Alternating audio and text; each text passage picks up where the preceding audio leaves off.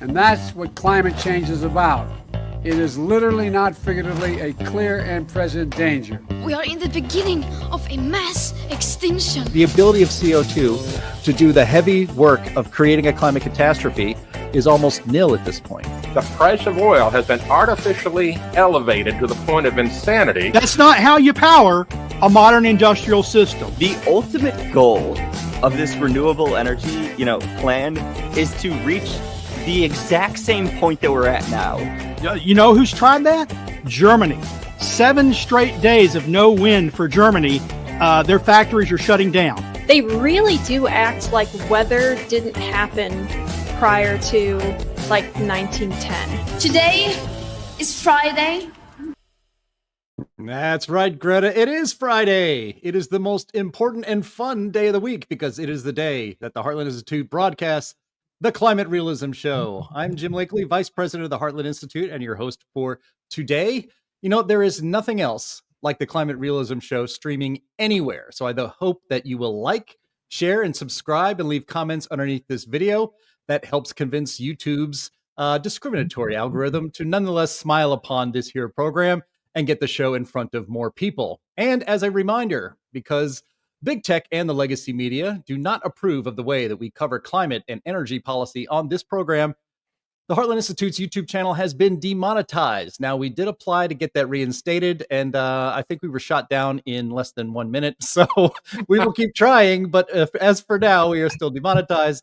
And so if you want to support this program and the Heartland Institute, and I hope you really, really, really hope you do, please visit heartland.org/TCRS. That's heartland.org/TCRS. That stands for the Climate Realism Show.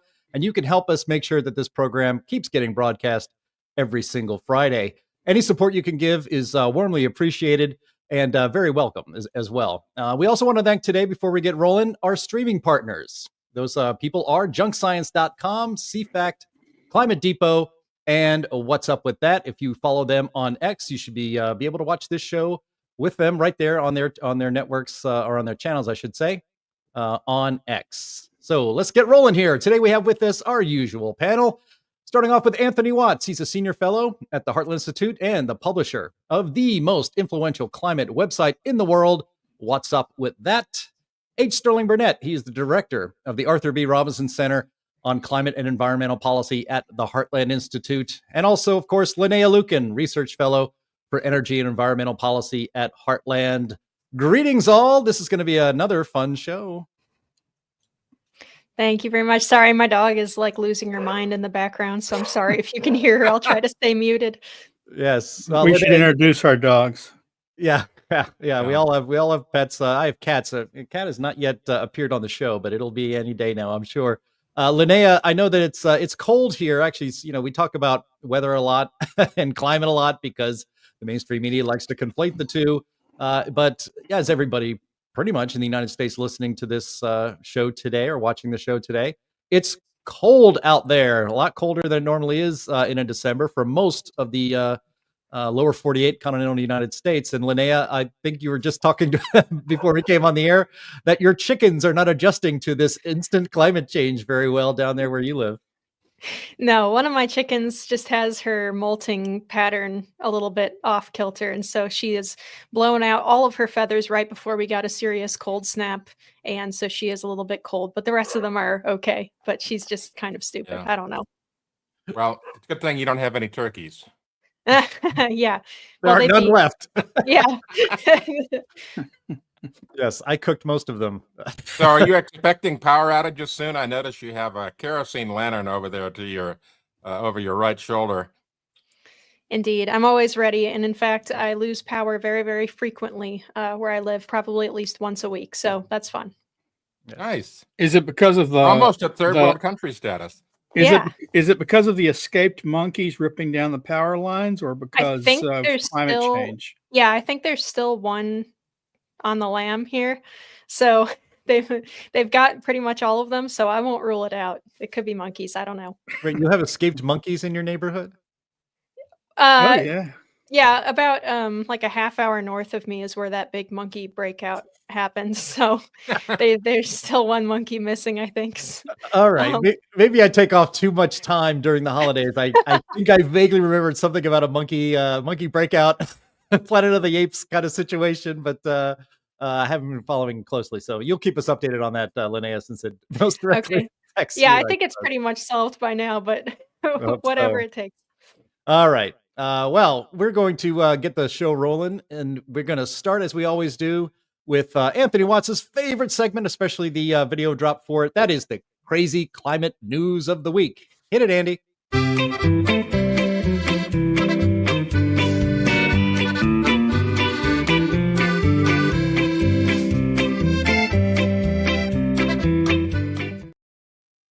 Yeah.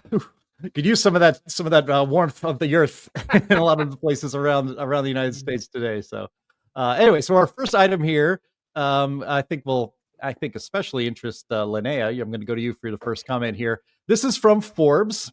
This is how the gaming community is leveling up on climate change awareness. Apparently, gamers are going to be able to save the world, Linnea. So good news there. So let me read a little bit from this story. The staggering number of 3.2 billion gamers worldwide represents a massive audience that could significantly impact public understanding of climate issues. Recognizing this potential, initiatives like the Green Game Jam are leading the way by engaging major game developers to integrate eco-friendly content to their games. Boy, does that sound like fun. PUBG Mobile's, quote, Play for Green campaign, backed by the United Nations, oh, that's great, exemplifies how games can educate and inspire players to take action on climate issues through immersive gameplay. With millions of players participating, this campaign underscores how the gaming industry can merge entertainment with education and foster environmental consciousness. All right. Though through collaborations with climate scientists, almost done, like Professor Mark Maslin, PUBG Mobile integrates scientifically grounded climate narratives into its gameplay. Boy, more fun stuff here. For example, the Ruins of Erangel map series uses real-life environmental data to depict the impacts of rising sea levels, heat waves, and droughts. This approach not only enhances the game's realism, but also educates players about the real-world consequences of climate in action. So, Linnea, you certainly are among those 3.2 billion gamers out there. Have you come across this kind of messaging in your gaming world? I mean, yeah. And do gamers really? It strikes me that gaming culture does not really respond to this kind of ham-handed propaganda in their entertainment. No, and in fact, if you go on Steam which is like a PC gaming platform distributor, if you go there, you can sign up for groups that will specifically mark different games as like DEI influenced or ESG influenced, and so you can avoid buying those games if they're on those lists. And a lot of people do. Those lists tend to be very heavily followed. Yeah, everyone's just sick of the politicization of this stuff. But I will note that they're trying to make this out to be like some big gamer movement thing, and yet they're targeting mobile games, which for the real gamers, mobile games are a little bit of a joke, I would say. It is pretty funny that it's PUBG Mobile and it's not like actual PUBG. So, yeah, it's been going on for a while. This isn't new. They've been putting little like climate change messaging stuff into tons of games. There's some cool like broad scale map war games that have been including, sea level rise stuff in it for a while now. So it's nothing new. I think even Sims has like a climate change thing in it as well. So everyone just ignores it. I've never heard anyone even talk about it besides mentioning like, yeah, they've already been doing this. It's not anything new. It doesn't influence anybody. It's just another thing for them to throw money at and feel good. I wonder though, can you role play in this stuff? Can you become like a hero that saves the planet through your climate change actions? No, in PUBG, you're just running around shooting people. So that's the thing is, that's depopulating the earth. That's a win, right? You see these games, and the message doesn't look particularly. It certainly doesn't look, for the most part, sort of humanist, pro-human, because there's just a lot of killing and blowing up going on. But secondly, when it's not killing and blowing up, it's like what the civilization things, where you build up from a primitive society to modern civilization. I don't see the games where it says, let's go back to the Pleistocene. We start with a modern city and slowly take things away until we're living like cavemen. That's what we all strive for in these games. No, the games don't do that. And the other games are shooting things, blowing things up. Yeah, you kill people, but you start a lot of fires and you're putting out CO2. If you blow up cooling tanks, you're putting CFCs into the air. They don't seem very green to me. The messaging is not very green. Yeah. And as far as the sea level, as far as the sea level rise in war games, if you're doing a war game and it's like a Napoleonic or some ancient war game where you've got wooden ships and sea level rising, I'm not seeing how you're getting the CO2 is causing sea level rise messages there, folks. Yeah, it's a pretty long war to be deeply or heavily influenced by sea level rise. That'd be a pretty bad time, actually. And I think going back to the Pleistocene, boy, that is super immersive for people if we go back to the Pleistocene. Yeah. And this thing about we'll get to that story in a second here, Andy. But the thing about the about gaming, when I read stories like this, and I think we covered, there was another game, and I should have put it in the show notes so we could bring it up. If you guys remember, I'm sure you remember, Linnea, and Andy, our producer, does too, about another game that was not a mobile game. It was a either online game or something that you would do on maybe not on a console, but on your computer, right? But when they talk about that there are 3.2 billion gamers on Earth, I mean, they include, these are not people that all have an Xbox or or anything like that, or a PS2 or PS5, I guess it is now. I haven't gamed in a long time. But they also include people who like play Words with Friends on their phone with their mom, right? Or play these Candy mobile Crush games. Yeah, Candy Crush, things like that. Those are not gamers. Those are people that have downloaded games on their mobile devices to kill time while waiting for their flight to take off and stuff like that. Yeah, it's like saying someone's into a tabletop when they just play Monopoly with their family at Thanksgiving every year. It's not exactly the same thing. Yeah. And more importantly than any of that, the messaging is, shouldn't the message, if what you're trying to be green, you're trying to people to save the earth, is to turn off your games, to stop using energy? Because gaming takes energy. When people have it's plugging something in, the power is coming from somewhere. It's on a console that's made from fossil fuels. If you want to save the earth as a gamer, you should cease to be a gamer. Yeah.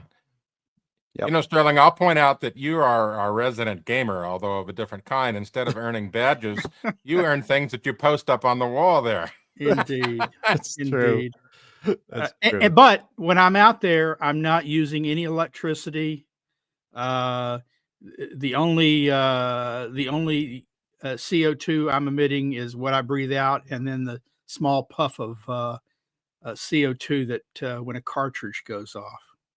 Yep. How dare you? That's right. All right. Let's move on to our second item here in the crazy climate news of the week. And that is from our friends over at the CO2 Coalition. And the headline is BRICS Kazan Declaration Trumps COP29 Climate Blather. BRICS, I'm sure a lot of our listeners and viewers know, stands for Brazil, Russia, India, China, and South Africa. But then this coalition, it's basically a counter. It's a counter to the United Nations, or say the G7 but of emerging economies, right? So anyway, our friends at the CO2 Coalition point this out. Here we go. Some of the world's most powerful nations made clear to the so-called climate emergency, or that the so-called climate emergency was a secondary priority for them. Attendees of the 16th annual BRICS summit represented more than 45% of the global population and 35% of global gross domestic product, and included representatives of Saudi Arabia, China, India, Brazil, and the United Arab Emirates. In the Kazan Declaration, the core BRICS countries, including India, China, and Russia, have openly declared that their domestic energy needs and economic well-being will take precedence over international climate agreements like the Paris Accords and net zero initiatives. In hindsight, the meeting at Kazan could be seen as a foretelling of such doubts about the standing of the popular climate narrative. However, CNBC's summary of the event which supposedly lists key takeaways, completely ignored this critical aspect, despite representing a considerable portion of the declaration's wording. The mainstream media was silent as their green fantasy was disintegrating right in front of their eyes at Kazan. Now, Sterling, we here on the Climate Realism Show, we consider this pretty darn good news. And we covered COP29 on our show 2 weeks ago when we took off for the Thanksgiving holiday. And our friends at CFACT who were there said the COP29 had a bit of a funereal vibe. And now we have this, the largest emerging economies, and they're growing in population while Europe and North America, frankly, are not growing as fast, or maybe they're even shrinking. And they're just thumbing their nose at net zero and the UN's climate agenda. Does this mean perhaps that we are seeing the beginning of the end of the global climate agenda ruling the earth? Well, let's say first about COP29. It was funereal within the boundaries of COP29, within the little buildings that they held the meetings in. Outside, it was evidently not very funereal at all. There were people wearing MAGA hats. There were oil pump derricks going up and down. Their president saying it's a blessing from God. That sounds pretty celebratory to me. Concerning BRICS, look, the lead singer for the Talking Heads, David Byrne, one of his lines was "same as it ever was," and nothing that happened at BRICS is really surprising because this is the position they've held since BRICS was formed, and they're expanding the number of nations in BRICS. It's going to be inconvenient if they have to go longer with the acronym with the new nations. Yeah, but they have always placed development first. They have always embraced fossil fuels. They genuflect. They say, "Oh, we've got to do sustainable development. Oh, yeah, the climate change is an important issue. It's just not more important than anything else we're doing." Which, by the way, reflects the kind of things that we find when we do polls of people. Oh, it's very important. It's just not more important than me being able to feed my children or get to work or be safe on the streets. So BRICS have always been realists. The truth is, we've written about their realism. It talked about, what'd you say? It was they were 30%, 40-something% of the population. Talk about their CO2 emissions. I wonder what that percent was. I mean, China alone is more than a quarter. Right. India is probably another 6 to 8% or more. Russia is pretty high. So I bet when you add that, you're getting close to 50% of emissions that they represent. And theirs are growing. Right. They're growing, not shrinking. And so when the Paris Agreement was signed back in 2015, I said then it was a paper tiger. And I wasn't the only one. But that's not the message that you got coming out of the conference, of course. That's not the message you got from all its supporters. But it was a paper tiger because it couldn't stop 1.5. It wouldn't stop emissions from rising. People wouldn't meet their obligations either for funding or emissions cuts. And I've been proven right.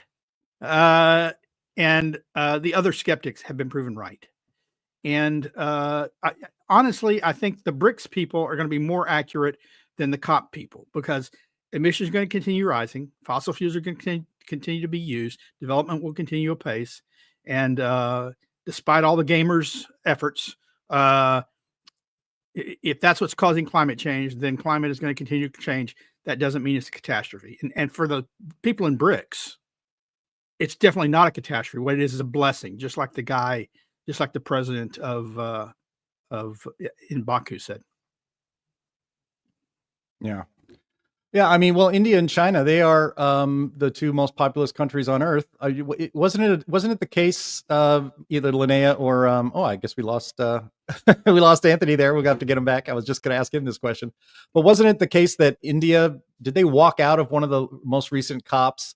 Or if they haven't walked out, they basically did. Okay, so they walked out, and China and India, just those two, have told the United Nations and the global climate leaders to go buzz off when they show up to these things. It's almost out of contempt that they show up. And then, like I said, the BRICS countries are 45% of the world's population and 35% of the gross domestic product.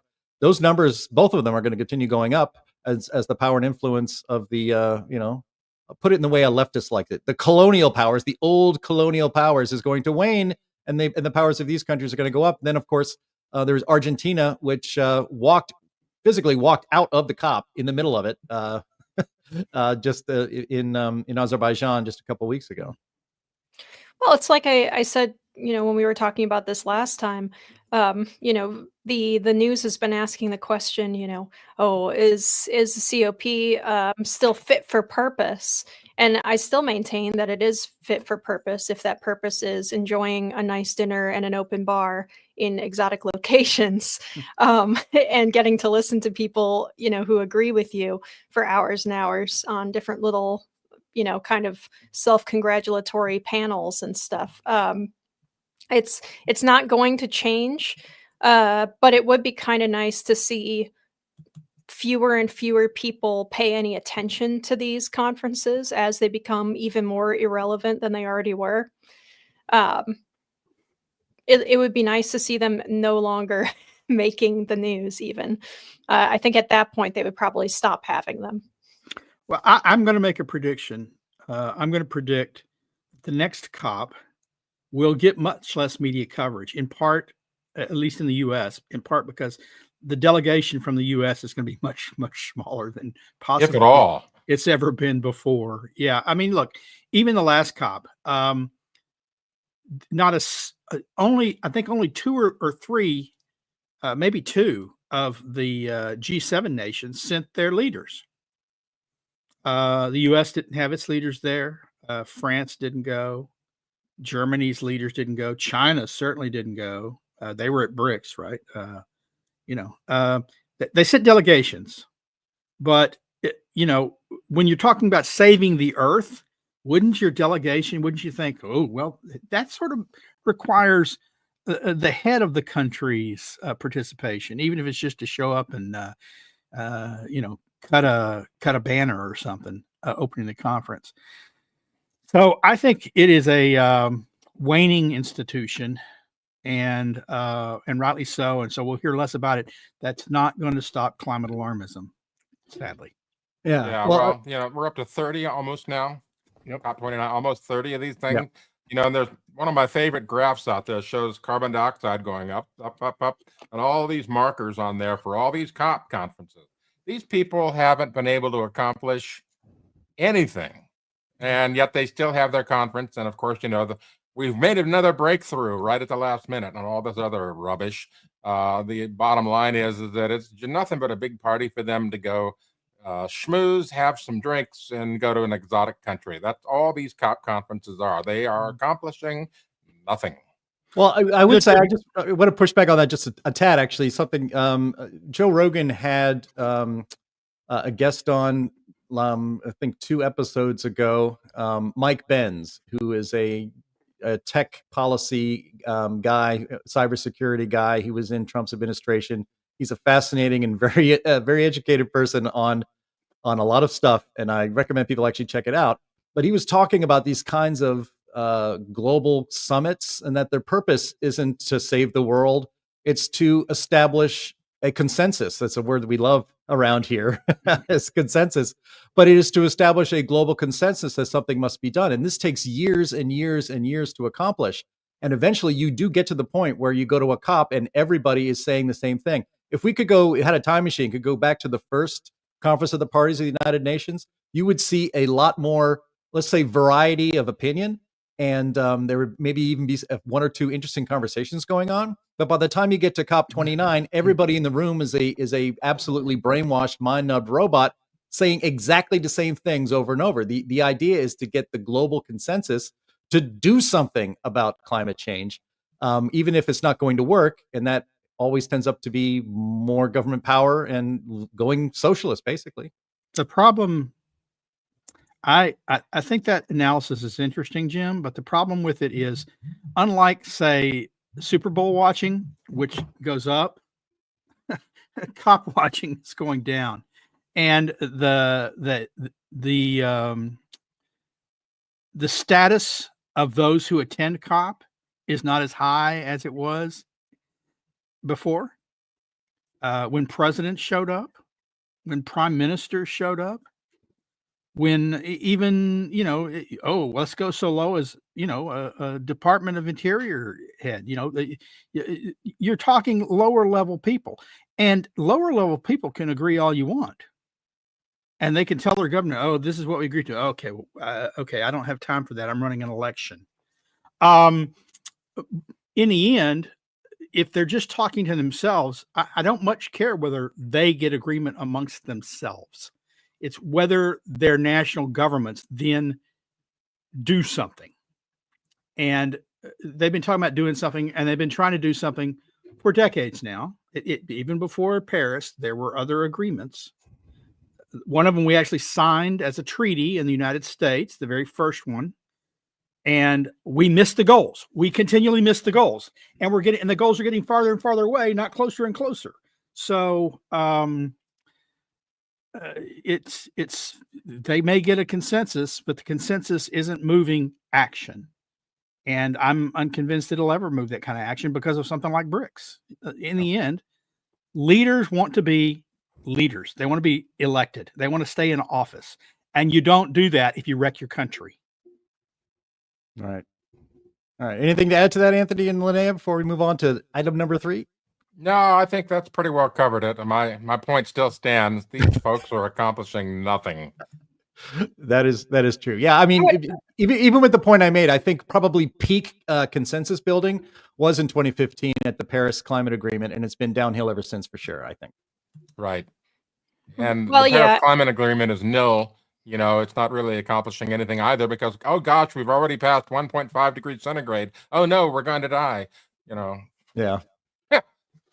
All right. Our third item is, it's from our own Climate Change Weekly, and it is marking the 15th anniversary of Climategate. I forgot to give the, we're going to get to that meme in a second, Andy. This is my fault from the producer. I forgot to give you the link to the Climate Change Weekly that we published this morning, or I should say last night at heartland.org. But Climate Change Weekly is a weekly newsletter. You should definitely go to heartland.org/subscribe and subscribe to Climate Change Weekly. Sterling Burnett works on this very hard every week. He takes a week off once in a while. We still call it Climate Change Weekly. It's fine. But anyway, we are marking in Climate Change Weekly number 527. That is the 15th anniversary of Climategate. The exposure of basically having the peer-reviewed journals rigged to only tell one story and a narrative instead of actually, being scientific and sharing with people the actual data and science of what's going on. And so I'll just read a little bit from the top here, and then I'd love Anthony and Sterling especially to talk a little bit more about this. But this month does mark the 15th anniversary of Climategate, the release of thousands of emails across among climate scientists showing them behaving very badly. The scientists colluded and are still colluding to create the perception of a man-made climate crisis based on their preconceptions about the way the world works, backed by computer model projections, computer models they helped build, inputting their assumptions about what affects global temperatures, an instance of confirmation bias and circular reasoning, or both.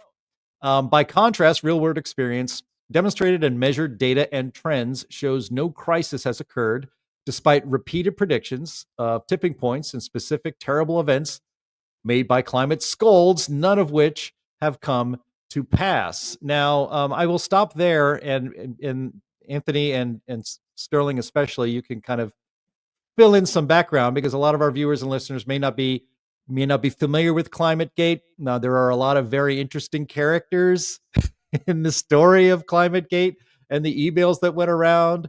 Phil Jones, of course, Michael Mann is a character in here. I think all of them are villains pretty much, but they do mention some heroes in their emails in Climategate, some real scientists that they are trying to run down and keep out of the peer-reviewed literature. I mean, to me, because we follow this is our full-time job and our passion. This scandal was 15 years ago. In my mind, it feels like it was just last year. So Anthony, you want to start, Anthony? I want to start with you. It's like, yeah, thanks. I want to point out that I broke the Climategate story on whatsappwiththat.com. There you go. I remember it vividly. I was in Europe, and my second in command, Charles Rotter, found the file. The file got posted to several websites, including Real Climate. And Gavin Schmidt was running interference, trying to make people believe that, oh, this isn't real, don't pay any attention to it. And in the process, he verified it. He accidentally verified that it was real. And so I was concerned that this was some kind of a plant. You know, why is it showing up while I'm in Europe? And so I made the decision to wait until I got back into the United States before we published on this. And that caused a little consternation to Mr. Climategate himself. He was wondering, why aren't you guys publishing this? And I couldn't tell him exactly, because I didn't want, someone to pick up on the fact that I was traveling from outside the United States, because I was afraid I wouldn't get back in the country if I published this thing. Literally, that was a big fear of mine, that somehow this was a plant that just basically shut me down, or other websites down. I just didn't know at that point. And I remember vividly clearing customs. I was texting with Steve McIntyre and Steve Mosher and Charles Rotter while I'm standing in line at customs, saying, I've just got 10 minutes before I can do this, and come on, get it out there. And so I literally, once I passed customs, I went over and found the nearest electrical plug, pulled out my laptop, sat down on the floor, wrote the release about Climategate. And I looked up and I realized, wait a minute, my plane's boarding. And so I finished it, hit publish, and then ran to the door. And literally, I was the last person on the plane. And back then, they didn't have Wi-Fi on planes. So I had 5.5 hours between Washington, D.C. and Sacramento, California, where I didn't know what had happened. I'm just like, what have I done? Right. And so I get off the plane in Sacramento and I see it's going viral and people are freaking out and all this stuff. And so it was quite extraordinary. But the takeaway from all of this is that we expose, as you said, Jim, scientists behaving badly, scientists perverting the peer review process, scientists fudging and manipulating data. And then, rather than own up to it, these people, I don't even want to call them scientists anymore, these people decided, well, we're just going to whitewash this, rather than tell the truth, rather than stick to science, rather than pay attention to what the real data says. They whitewashed it. They got, these fake investigations going over in Europe, in the UK, at the Climate Research Unit there. They had a couple of them there. They had one with Penn State and Michael Mann, and they were all whitewashed, just saying, well, these people behaved appropriately and blah, blah, blah. Like, well, it's a big load of horse shit. Bottom line is that we did stop some advancement of climate alarmism with that, but they went back to business as usual once they finished damage control. Yeah, and just a little bit more background for a third to you, Sterling, is that Climategate, this was the exposure of more than 1,000 documents, I think mostly emails that were from the Climatic Research Unit at East Anglia University, and it really exposed what was going on behind the scenes among the climate consensus pushers, and how they were basically conspiring with each other on a global scale. It's like, sometimes a conspiracy theory is not a conspiracy theory. It's a spoiler. It's a spoiler alert. And that was the case for this. Right. And we had, we had all kinds of stuff leading up to this. One of the things that Steve McIntyre was doing was making, new FOIA requests. And one of the most famous emails that came out of it was from Phil Jones, basically saying, if they ever find out that we have an FOIA law here in the UK, we're in trouble. Yeah. I mean, seriously, what further admission do you need? Yeah, well, they had, look, they said, oh, you got to put it in context. No. The words speak for themselves. When you say, I've done a little trick and got rid of the medieval the little ice age, that speaks for itself. I did a little trick and got it, and the other researchers saying, I need to figure out his little trick or get his trick from him so I can do it in my data. Yeah, Mike's nature trick, I think, is what Phil Jones right. called That's exactly it. And basically, what it is, they tacked on the instrumental temperature record to the proxy record, but stopped the proxy record of tree rings after about 1960, because instead of heading up like it was supposed to, it was heading down. And that was inconvenient. So what do? They slap on the instrumental record to take two dissimilar data sets that should never be displayed in the same graph, put them together and published it that way as if everything's all hunky-dory, because the instrumental record went up, and the tree ring record went down.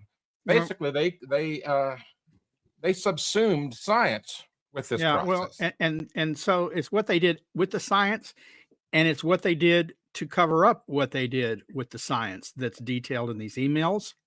It's what they did to suppress science that disagreed with their positions. That, it was a complete corruption in the field of climate science, from the research itself, from the data manipulation to the suppression, the active suppression of other research, up to and including attempting to get editors of journals fired for publishing inconvenient research.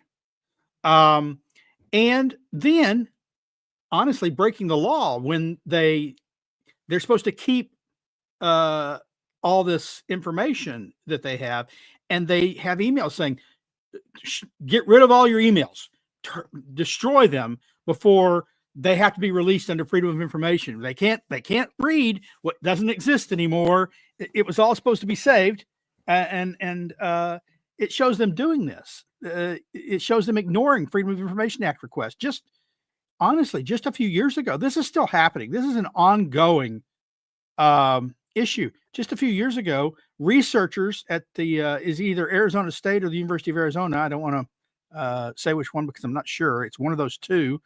The Arizona Supreme Court said you have to release these emails. This is like 12 years on. It's public emails. It's not your private property. It was emails done in your role as professor at the university on university computers through the university system. It is public. You must release. And of course, what they were trying not to release was stuff that undermines the climate alarm narrative. And that's what it comes down to. Is these are researchers who get millions of dollars as long as they keep the narrative going. Yeah. If we come to the point where we all agree climate change is not causing a catastrophe that's going to destroy the earth, then we move on to other things. And they not only do they have egg on their face, their reputations are ruined, but they don't get the money. They don't bring the money into the universities. And so the universities have an incentive to fight to distort science for their own benefit. Yeah. As Anthony pointed out earlier, and you can go to heartland.org right there on one of the three featured items on our front page is this week's Climate Change Weekly, where you can read this stuff. Andy has found the original post from What's Up with That and is going through some stuff. But as he was scrolling through, guys, there's a part here about the emails about the manipulation of temperature data. And Dr. Tom Wigley of the University Corporation for Atmospheric Research, in an email to Phil Jones on September 28th, 2008, said, quote, "If you look at the attached plot, you will see that the land also shows the 1940s warming blip, as I'm sure you know. So if we could reduce the ocean blip by, say, 0.15 degrees Celsius, then this would be significant for the global mean, but we still have to explain the land blip.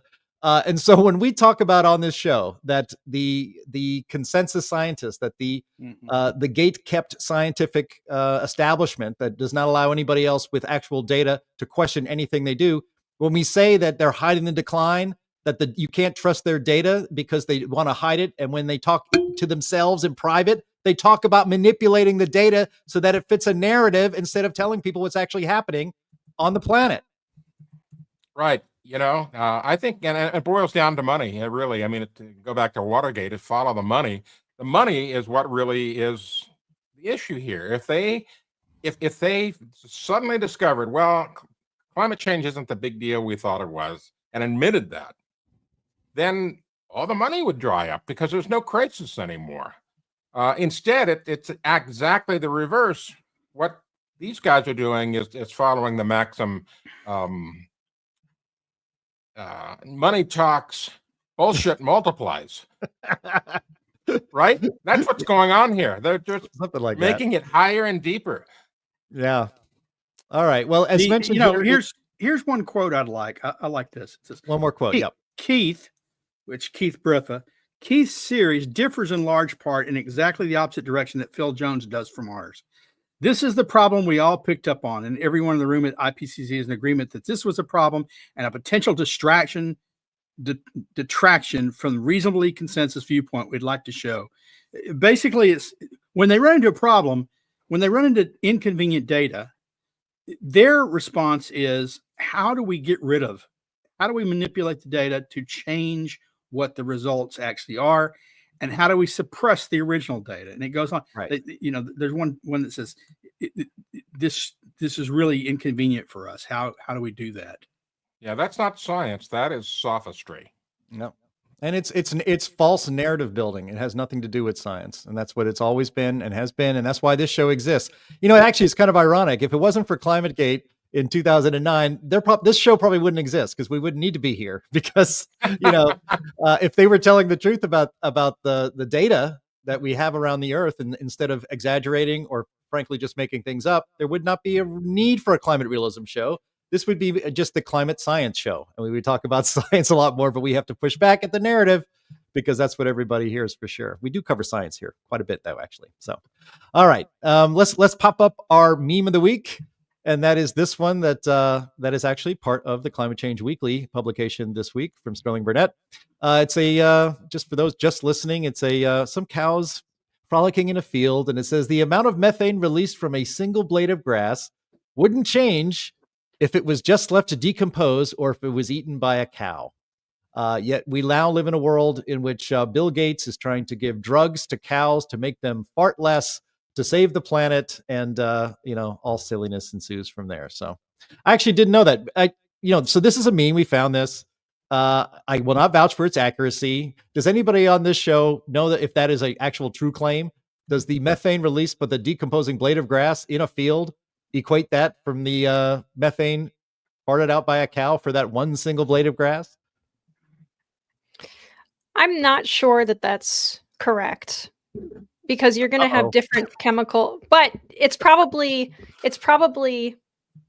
partially correct. I think that probably the chemical reactions involved in the decomposition are different, and so you'll have a different amount of methane released.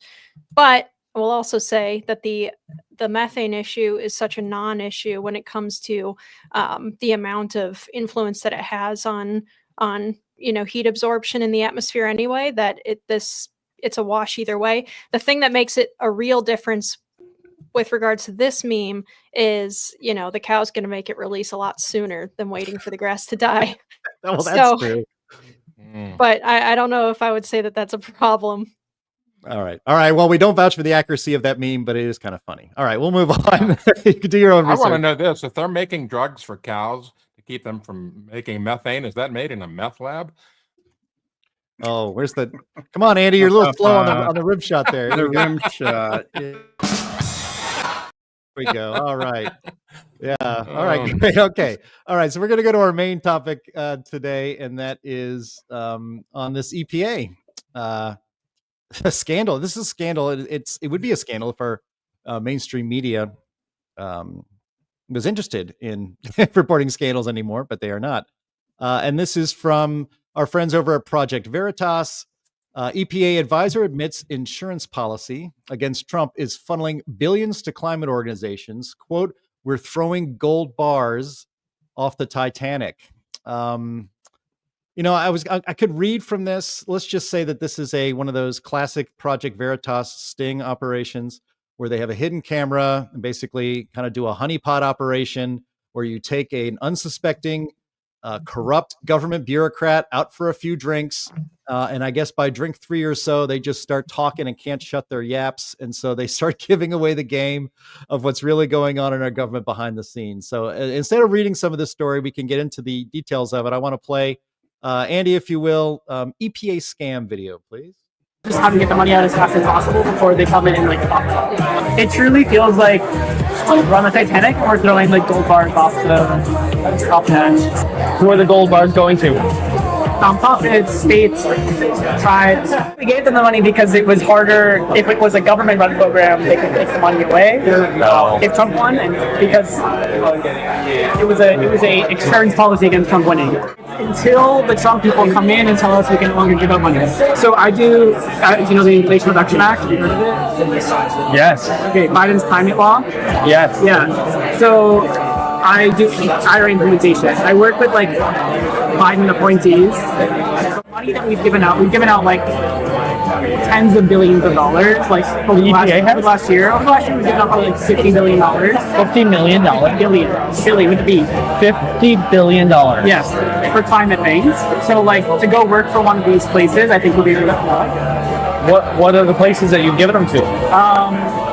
It's only been a few weeks, so it's a little early. But like green banks, so they're like nonprofit institutions that are like making it more financially feasible to build renewables, to do like climate projects. I do implementation now, so I do like how do you spend $100 billion? How do you make sure that like they're the proper? Well, until recently, how do you make sure the proper like processes are in place to like prevent fraud and to prevent abuse and to like ensure that like we are funding like good paying jobs and that sort of stuff. Now it's just how to get the money out as fast as possible before they come in and like stop. Really? Yeah. No, I think we gave them the money because it was harder. If it was a government-run program, they could take the money away. If Trump won, and because it was a external policy against Trump winning. So like these are basically like nonprofit institutions that will cover the entire country. They could have been a government agency, but because they aren't, they're safer from Republicans taking the money away. You guys are like saving the world, literally. I don't know if we are, but like we're throwing gold bars up at the Titanic. Yeah. Yeah. All right. Yeah. So that's any. Oh God, it is so offensive and so it just builds up a little bit of rage in me, to be honest. I mean, this is a guy. His name is Brent Efron. He's a special advisor implementing Biden's climate agenda. His role is to find a way, the fastest way possible, to shovel literally $100 billion worth of grants under the so-called Inflation Reduction Act. And as he says right there, normally, in a normal thing, they would take some time to make sure that there wouldn't be fraud or abuse, and the targets for the money would check out, and they would do good with it. They don't have time for that anymore. Nope, they're just going to shovel it out the door. All the checks and balances are gone, and literally their goal is to get as much money into the hands of non-governmental organizations, NGOs, quote unquote, as possible, because that money will be untraceable. You won't be able to get it back. It'll be gone forever. And to me, this is really about as corrupt as it gets. And is a great example of what it is when you have the partnership between NGOs and the government. That's not really a non-governmental organization. If NGOs are taking $100 billion from government, they are a government agent. They are not a non-governmental organization. They're an extension of government. So who's maddest? Who wants to go first? Well, I want to say this. I want to go back to what I said a few minutes ago. Money talks, bullshit multiplies. Here it is, right there. Right. I've been covering this for some time. Back in Climate Change Weekly and some other, I was interviewed about this back in the middle of summer because they were shoveling money out the door before. Look, the Inflation Reduction Act is on Congress's shoulders. They passed it. They lied about it. I mean, they gave it a title called Inflation Reduction Act. It increased inflation.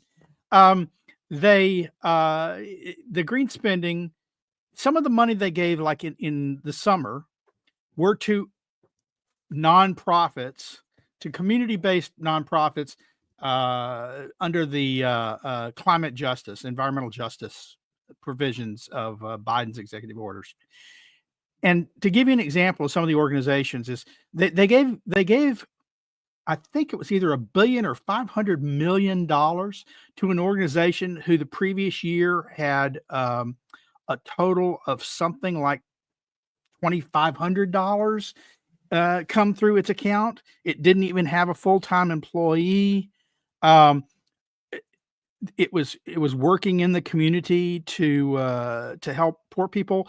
So they give them all this money to help poor people adjust to climate change, to to build, community action on climate change and to retrofit, homes with climate-friendly technologies and things like that. But the point is, it had like a part-time guy who had no idea how to handle hundreds of millions, billions of dollars. And that was just one instance, because there was like 5 or 6 organizations that were all the same in that regard. None of them were large organizations. None of them had any kind of budgets that were in $1 million or even $500,000, much less $1 billion, 500 million.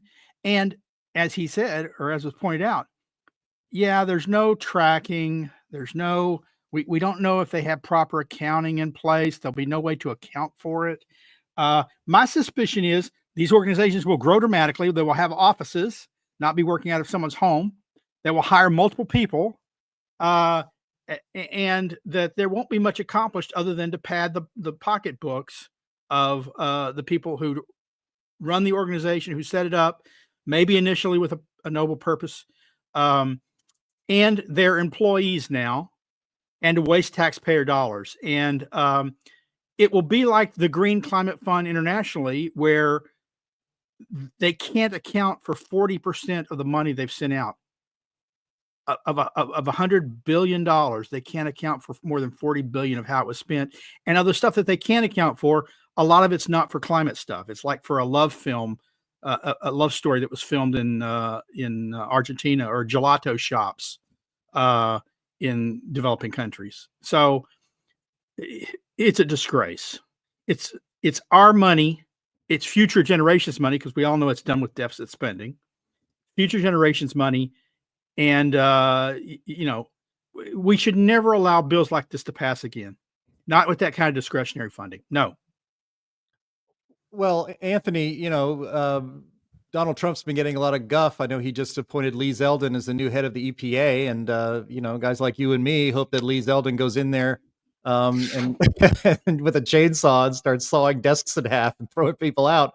But the idea that the EPA is one, qualified to figure out how to dole out at least $100 billion worth of grants when it isn't, and that's not what its purpose is. Actually, is to protect our air and water and all of that stuff.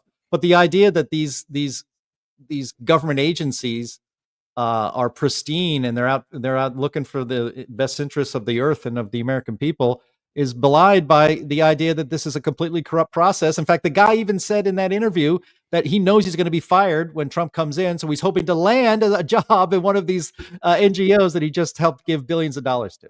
Exactly. Yeah, it's just criminal. The whole thing it's a criminal enterprise. That's all I can say. I mean, basically, they're going through the process of money laundering of public funds, public tax dollars. And there are laws against this, but yet they're not being enforced.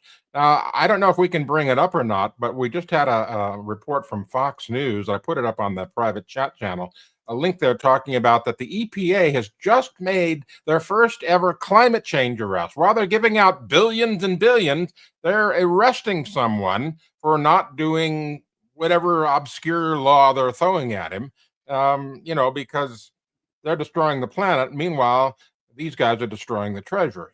It's just criminal. Anthony, you're just jealous that the first ever climate arrest by EPA was not you. You wanted to make history. Well, I wish him well, but gosh, I don't know if that's something I really want. Well, I'll be surprised. I have a feeling it might be voided very shortly. Yeah, we'll see. Yeah, I mean that's the thing. So the changeover of power can't happen soon enough, and it just I'm glad for Project Veritas for highlighting the fact that EPA is corrupt and corruptly shoveling money out the door to their left-wing so-called NGOs, all these green groups out there. And I will point out the Heartland Institute, as almost everybody listening and watching this show realizes, we are also a nonprofit 501c3 organization. We would be fairly categorized as an NGO or a non-governmental organization. We're an educational organization. We have never taken a single cent from any government, either federal or state or local, ever. We never will. We stand by our principles, and our job is to advance truth and encourage conversations like this one on what's really happening to the planet. There is a lot of scamming going on out there, in the nonprofit world. And if a nonprofit is getting money from the government, in my opinion, they can't be trusted. And I think the more people know that, the better. All right. with that, we try to have fun. That wasn't very fun. I think we need a new feature. We need a disgustometer, Well, we'll probably peg that thing every time. So we'll work on it. A vomit, the limit vomitometer. does not exist. It will Yeah. But it would be like Spinal Tap's amp. Goes It to 11. 11. That's right. It goes to 11 every time. All right. Well, thanks, guys. I thought that was a great rundown of that, and we'll stay on top of this EPA green cash scam. Maybe it can be stopped. Maybe they'll be embarrassed and not send out all the money. I guess we'll find out, and if we find out, we'll share it with you. Let's get on to our favorite part of the show, other than crazy climate news, and that is the Q&A with Linnea, who's going to run through the questions you guys have left in the chat. So take it away, Linnea. Sure thing. I will give a warning to begin with. A good chunk of these questions are kind of tongue in cheek, but I decided to include them anyway because I think they're funny. So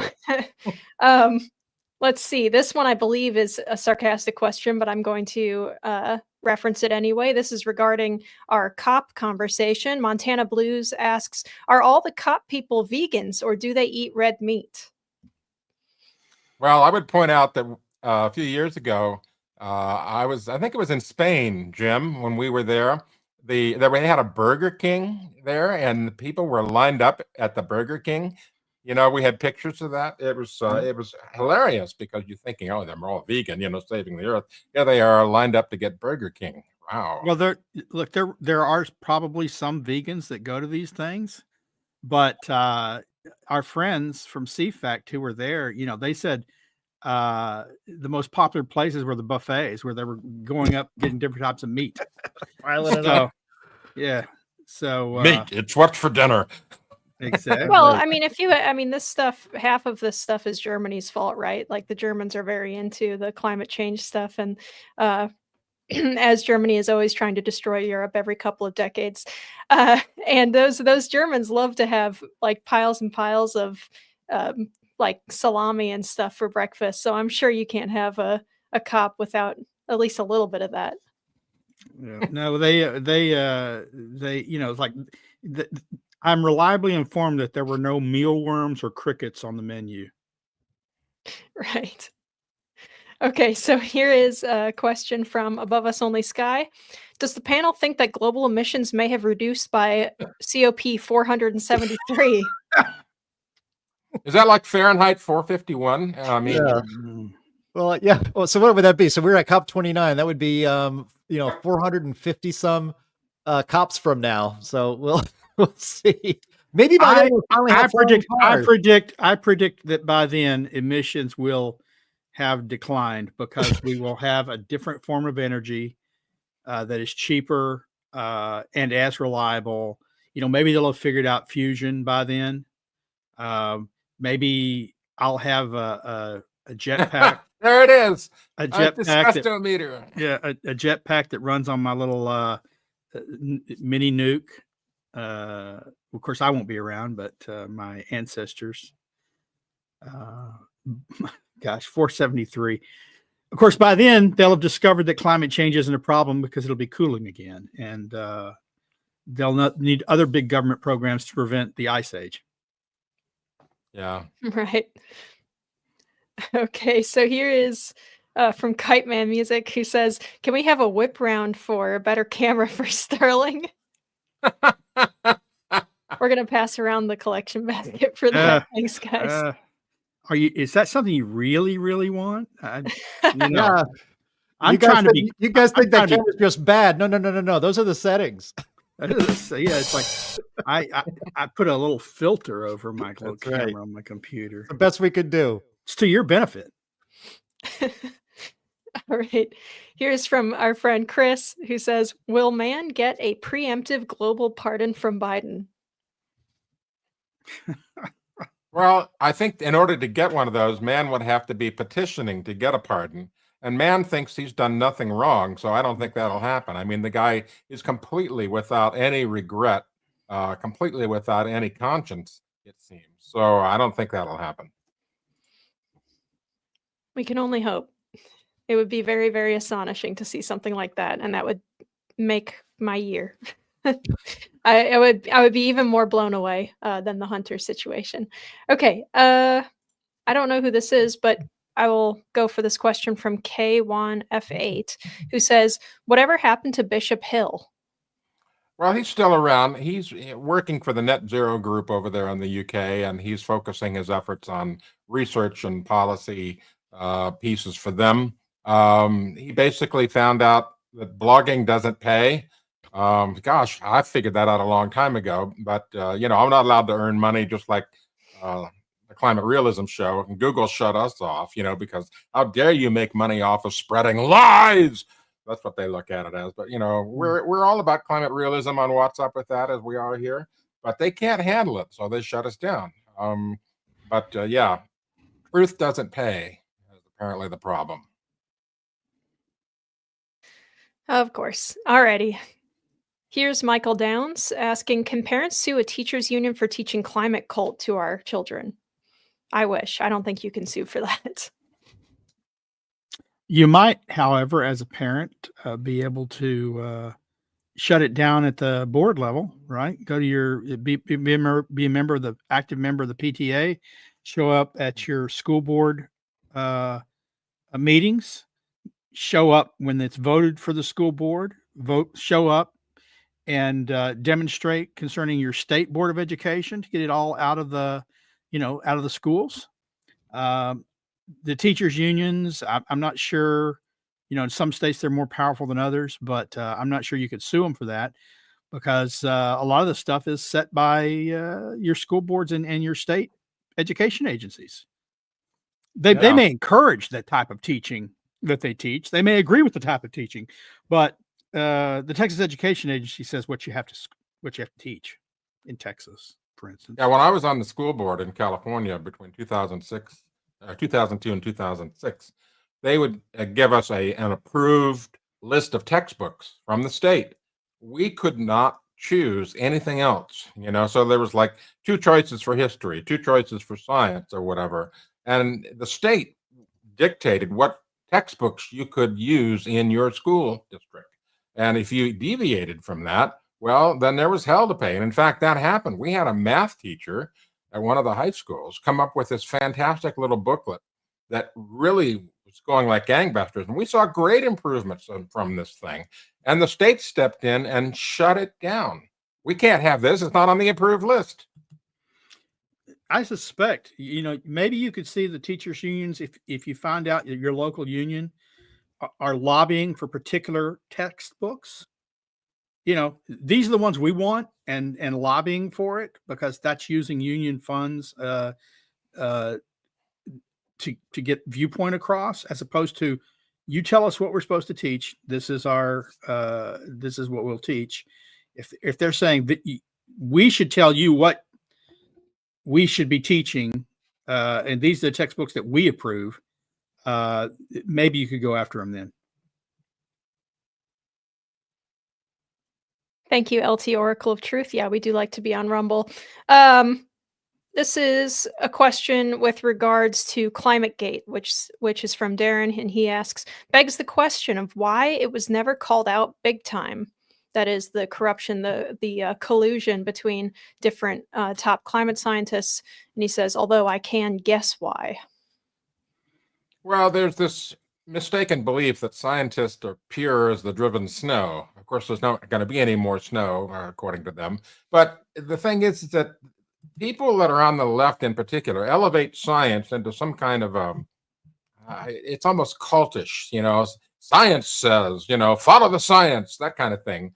And so they don't want to tear down science, because they know that if they start doing so, there's going to be a lot of inconvenient stuff coming out. And it's not just in climate science that we're having this problem. We're having this in the medical and pharmaceutical areas a lot. There's a lot of false papers based on false data out there. It seems to become almost systemic now. And the thing that's driving this is money. There's all this money available for research. Yeah, and so, government money. Exactly. And so if you've got $1 million grant for something that you came up with an idea, I think I can prove that climate change is causing wildebeest to run amok in the savannah or something dumb like that, right? And so you're going to come up with a way to justify that money so you can get the next grant. It doesn't matter if it's true or not. It's all about the next grant. I'm not sure it's fair to say that it wasn't a big deal at the time. I mean, not just we covered it. I suspect you could go back in archives and find that the New York Times covered it, the Washington Post covered it, that most of the major media outlets covered it. I think at the time I was interviewed on television stations here in Dallas. But it faded very quickly because they immediately, it was big enough thing that they had various, they set up various boards to study it, to find out if there was any wrongdoing. And of course, when Penn State is going to lose its money, it's going to find no wrongdoing. Over there in England, they found no wrongdoing. There was only one that found, they didn't find that the science was corrupted. They found that the science did bad things and they shouldn't have done it. Naughty, naughty. They scraped a little thing. Naughty, naughty. Don't do this again. We find it's wrong, but there was no penalties attached. And so as soon as that came down, they said, oh, well, we investigated it. We had investigations. They didn't find wrongdoing. And so it was easy to sweep it away. But when it first broke, I thought it got quite a fair amount of coverage. It just faded quickly. And that's why people like us have to bring it up every so often, because the malfeasance, the corruption is still ongoing. Every couple of years, you find new stuff, and you have to publicize it and then tie it back into Climategate because it's all related. It's the same actors and the same types of actions. Yep. And Right. a lot of what we get today is science by press release. It's about getting the success is often measured not by the validity of the science itself, but how much press you get. And when you get more press, then you're likely to get more money. The truth is, 15 years ago when it first broke, skeptics like us were actually given more access to the mainstream media. We were interviewed more often. They wanted balance in the stories. They wanted different points of view. There has been an active suppression of that. They said we can't give these people points of view as if they have an equal knowledge, as if they count as much. We can't. The Los Angeles Times explicitly stated we will no longer publish anything that's critical of climate change. No letters to the editor, no op-eds. That wasn't true 15 years ago. It's happened since then. Yep. Okay, I'm going to answer this question really quick from Hippie, who's asking me directly and I'll try to explain because I think I understand what she's asking or he's asking. But it says, if we don't use oil up, what will we do when the oil starts seeping into the oceans and land more? And I think what the context of this question is that there are natural oil seeps that exist at the bottom of the ocean, that exist on the land. I think that we don't really harvest, or no, I know that we don't really harvest from natural seeps all that much, except for the case of like the tar sands. I think you could count in that category. And when you're doing drilling off of like Santa Barbara and producing from reservoirs there, you're probably reducing the amount of oil seeps that will occur at the bottom of the ocean in that area just by, virtue of you pulling oil from the reservoirs there. Reducing the pressure in the reservoirs. Yeah. And so I think that that's probably relatively minimal, though, compared to the amount of natural seeps that we never touch. The bottom of the ocean is absolutely full of things called methane hydrates, for one. There have been a lot of theories and there's a lot of research that goes into trying to figure out how we could harvest those things. But most of the ideas, as far as I've seen so far, are pretty bad or, like economically not feasible. So I don't think that if we were to stop using oil, which would be a bad idea, but if we were to stop using oil, I don't think that would significantly increase the amount of seepage. But just because we don't harvest that much from those areas. But it would certainly be bad for energy security. So yeah, I wouldn't be too worried about that. But that's a good question though, and it's fun to get to talk about that stuff a little bit. Okay, next question is one that I think I can pitch to Jim, which is from Riss Reed, who says, when is the next NIPCC? And I think he means ICCC, but I think we also have an NIPCC, which is the... It's about this thick. You've got it on the shelf over there. We've got these books. I don't know if we're going to do another one of those, but Jim, you're muted. You're one mute. There's my one mute of per podcast. Yeah. NIPC stands for Non-Governmental International Panel on Climate Change. It's a gathering of real scientists who put together, as Linnea was pointing out there, books, volumes about this thick, in response or kind of in parallel to the reports of the United Nations IPCC. We do not have any plans to do another volume of that size in the near future. But if you meant when is the next Heartland Climate Conference, which is the International Conference on Climate Change, that's ICCC by the Heartland Institute. We are kicking around the idea of having one in 2025. So it's in the very preliminary stages, but we know that they're important and we know that they're very popular. And so when we have news on that, we'll share it. This would be a good opportunity to promote our book. There you go. Climate at a Glance. Right. And note how thin it is. Right? Yes. Because we've condensed those topics down to a crucible of truth that can fit on a single page, instead of volumes and references and so forth. This has references in it, but you can get our book. Go to climateataglance.com. You can download it for free if you'd like, and we also have a Climate at a Glance app, which you can install on your iPhone or on your Android phone. That has all that stuff in it too. And it's really handy, especially if you're, somewhere where you get in an argument with someone where they say, oh, climate change is doing this or doing that or causing this or whatever. You can look it right up on the app and say, look, no, it's not true. It's not true. It's all hype. So yeah, the virtues of the app and the web page is that we have newer material in it, additional material that we've added since we published the book. Right. That's true. and it's the reason why I think we're avoiding doing the big textbooks is one, you don't distribute as many of those things. I mean, they're gigantic. I remember, when I first went to one of our conferences and I attempted to go back home with a couple of those textbooks, and it was very cumbersome to take on the plane. So they really are like full-size textbooks. And I do believe that the NIPCC texts are available in PDF form on the Heartland website as well. So if you want our massive amount of information about different climate-related subjects, including, physics and biology and everything, you can find those online. And it's a lot easier than having a gigantic textbook. Yes. Go to heartland.org and then actually scroll all the way down to the bottom in the footer. There's a website called Climate Change Reconsidered. So it's actually climatechangereconsidered.org. You can get all of the voluminous reports. I think it's in total about 4,000 pages of scientific work. So yeah.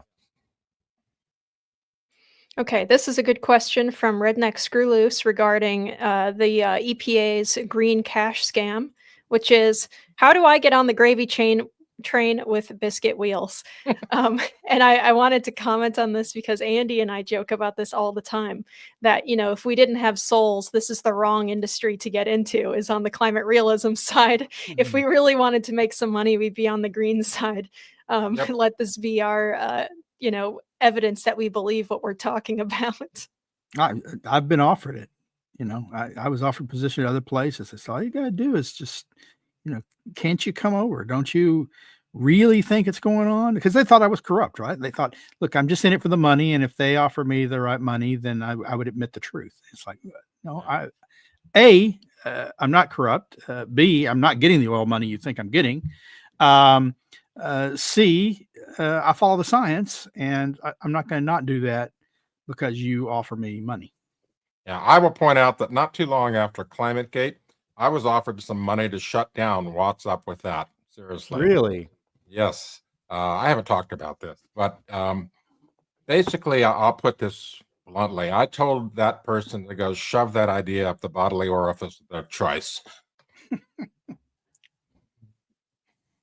Right. Here's another good tongue-in-cheek kind of question, which is from Gilbert, who says, a question for everyone. Would the world stop spinning on its axis if Michael Mann admitted that he knew his paleo reconstruction was wrong? Anthony, comment? He'll never admit that. As I'm fond of saying, his ego is so large, he can't fit through most doors. He will never be able to admit that, even if someone publishes a peer-reviewed paper that proves it. And there have been some out there, like what McIntyre did. He's not going to admit to it. His ego is too large and too fragile to be able to admit such a thing. I was at a conference with him once, and we're actually both published in the same journal. Because the journal, there was a journal that was published based on the conference, and he's the only scientist. He's one of only two scientists that I've ever talked to, debated, been on stage with, who gave me an answer to what would it take to convince you that you were wrong, that the humans weren't causing catastrophic climate change. Others that I've questioned, they've thrown up their hands, which shows me it's not science, because there are no conditions that would disprove the theory that they can think of. But Michael Mann had an answer, and he said this in front of a few people in answer to my question, and he said all of physics would have to be overturned. I said what? I said, the laws of conservation of energy and entropy. He says, everything I've ever learned about physics would have to be overturned for me to be wrong about climate change. Oh my God. What an ego on that guy. It's unbelievable. Even Einstein said it would only take one scientist to prove me wrong. But for Michael Mann, all of physics has to be proven wrong for him to change his mind. But to his credit, he gave me an answer to my question. He did. He had an answer. All we have to do is overturn everything in physics. Right, and then the universe stops working, and then it's a moot point, right? So maybe the guy is onto something. The world would have to stop turning on its axis. I think he's right. Yeah. Okay. This is a question referring to something that's been in the news recently. From Chris Shattuck again, who says, does Bovier-fed meat increase non-vegan human farting propensity? And then another related question, which is Bovier being fed to cows in the U.S.? Would we be told about it? Would the milk be labeled? I don't know, actually, if we would label milk if we were doing that. I'm pretty sure we're not. They're labeled if they got hormones, so why wouldn't they be labeled? Yeah, no, I would have to go through FDA approval, and I don't think it's been approved by the FDA yet. It takes a very long time also to get that kind of thing approved. That's one of the few kind of good things with the slow moving FDA is crazy stuff like that can't get through quite as quickly. But it's an interesting story for those in the audience who are not aware. There are a couple of different drugs and methods that are being used right now on cattle, or at least are being proposed to be used on cattle in New Zealand and the UK and some other places, that are meant to reduce the amount of methane that a cow's stomachs produce when they are digesting the roughage that they eat. And it's probably a bad idea. Right now, they're insisting that it probably won't have any adverse effects, but it really hasn't been, from what I've seen, in circulation long enough to show that that's the case. So it's kind of questionable and very spooky. And everyone in the UK is very upset about it, and they've pretty much boycotted the one company that has been doing it. And I believe that they do have to market it on their milk bottles if they are using cattle that have been treated with this stuff. And there's one company in particular that everyone is boycotting over there right now.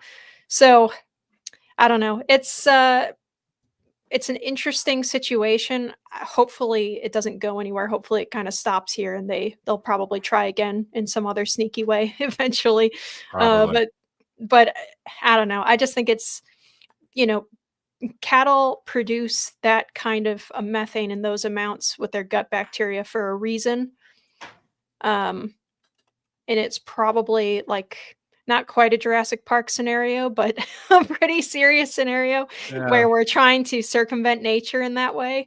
I have a feeling we're going to end up with either a lot of dead cows or worse. So, Yeah. I think the stuff is misnamed myself. They call it Bothier. I think it should be called Bothies. Yeah, and maybe we'll have to do a whole show dedicated to that kind of thing, the methane regulation. I will note just on that topic that there seems to be a lot of interest in reducing the methane and harming the cattle industry in the United States. But there's a lot more bovine in India, and nobody ever talks about that. Well, they're sacred. They're sacred. I guess their methane is sacred too. So that's a great place to leave it. Sacred methane. Yes. I want to thank the Monty Python. I can hear the song now. Every fart is sacred. Every fart is sacred. All right. Lots of ideas. What a way to end the show. Thank you, Anthony Watts, Sterling Burnett, and Linnea Lueken for being on the show. They're all from the Heartland Institute. Thank you all who are watching on YouTube, Rumble, and X, and especially those who are in the chat with us today. Hey, bring some friends to the show with you next time. Help spread the word. Although we want you to like and share and subscribe. Nothing beats a personal recommendation and spreading the word of the show to others. So I hope you will do that as well. Visit climaterealism.com where you can get great information every single day on the counterspin to climate alarmism. Go to climateataglance.com and get our app for Climate at a Glance so you can always know and have the facts at your fingertips to counter climate alarmism. Visit What's Up With That, the #1 climate realist website in the world. And of course, always visit heartland.org where you can subscribe to our climate change weekly newsletter. Thank you all for watching and listening, and we will talk to you next Friday. Bye-bye.